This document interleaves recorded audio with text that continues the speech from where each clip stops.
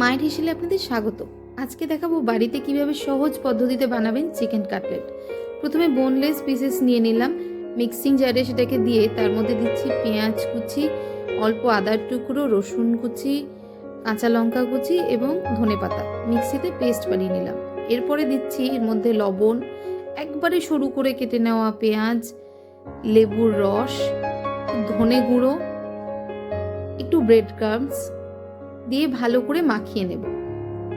আর অন্য একটা পাত্রে ডিম গুলে নিয়ে দুটো ডিম ভালো করে ফেটিয়ে নিয়ে তার মধ্যে গোলমরিচ গুঁড়ো এবং লবণ দিয়ে ফেটিয়ে নেব।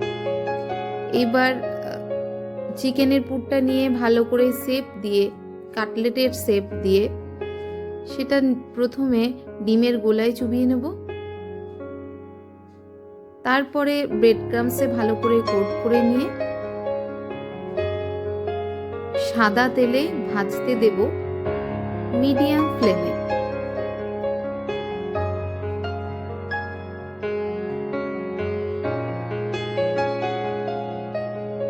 দুপিঠ উল্টে পাল্টে ভেজে নিলে